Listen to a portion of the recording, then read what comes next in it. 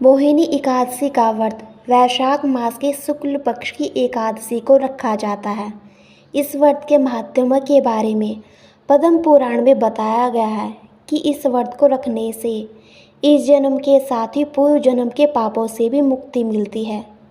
इस व्रत के करने वाले के लिए व्रत की कथा पढ़ना अनिवार्य होता है। आइए जानते हैं पद्म पुराण में बताई गई मोहिनी एकादशी की कथा के बारे में। युधिष्ठिर ने पूछा, है जनार्दन, वैशाख मास के शुक्ल पक्ष में किस नाम की एकादशी होती है, उसका क्या फल होता है तथा उसके लिए कौन सी विधि है। श्री भगवान कृष्ण बोले, महाराज, पूर्व काल में परम बुद्धिमान श्री रामचंद्र जी ने महर्षि वशिष्ठ जी से यही बात पूछी थी जिसे आज तुम मुझसे पूछ रहे हो। श्री राम ने कहा था, भगवान, जो समस्त पापों का अक्षय तथा सभी प्रकार के दुखों का निवारण करने वाला व्रतों में उत्तम व्रत हो, उसे मैं सुनाना चाहता हूँ। वशिष्ठ जी बोले, श्री राम, तुमने बहुत उत्तम बात पूछी है।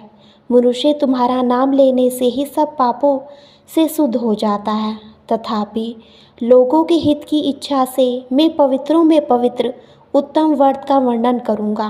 वैशाख मास के शुक्ल पक्ष में जो एकादशी होती है उसका नाम मोहिनी एकादशी है। वह सब पापों को हरने वाली और उत्तम एकादशी है।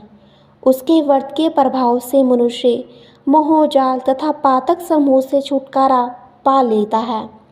सरस्वती नदी के रमणीय तट पर भद्रवती नाम की सुंदर नगरी है। वहाँ दुर्तिमान नामक राजा, जो चंद्रवंश में उत्पन्न हुआ था, राज करते थे। उसी नगर में एक वैश्य रहता था जो धन धान्य से परिपूर्ण और समृद्धशाली था। उसका नाम धनपाल था। वह सदा पुण्य कर्मों में ही लगा रहता था। दूसरों के लिए कुआं, मठ, बगीचा, पोखरा और घर बनवाया करता था।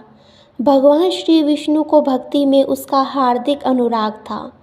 वह सदा शांत रहता था। उसके 5 पुत्र थे, सुमना, धूर्तिमान, मेधावी, सुकृत और धृष्टबुद्धि। धृष्टबुद्धि 5वां पुत्र था। वह सदा बड़े बड़े पापों में ही लिप्त रहता था। जुए आदि में उसकी बड़ी आसक्ति थी। वह वेश्याओं से मिलने के लिए ललायित रहता था। उसकी बुद्धि न तो देवताओं के पूजन में लगती थी और न ही पितरों तथा ब्राह्मणों के सत्कार में। वह दुष्ट आत्मा अन्याय के मार्ग पर चलकर पिता के धन को बर्बाद किया करता था। एक दिन वह वेश्या के गले में बाहें डाले चौराहे पर घूमता देखा गया। तब पिता ने उसे घर से निकाल दिया तथा बंधु बांधवों ने भी उसका परित्याग कर दिया। अब वह दिन रात दुखी और शोक में डूबा रहता तथा कष्ट पर कष्ट उठाता हुआ इधर उधर भटकने लगा। एक दिन किसी पुण्य के उदय होने से महर्षि कौंडिन्य के आश्रम पर जा पहुंचा। वैशाख का महीना था। तपोधन कौंडिन्य गंगा जी में स्नान करके आए थे। धृष्टबुद्धि शोक के भार से पीड़ित हो मुनिवर कौंडिन्य के पास गया और हाथ जोड़कर सामने खड़ा होकर बोला, ब्राह्मण द्विजश्रेष्ठ, मुझ पर दया करके कोई ऐसा व्रत बताइए जिसके पुण्य के प्रभाव से मेरी मुक्ति हो।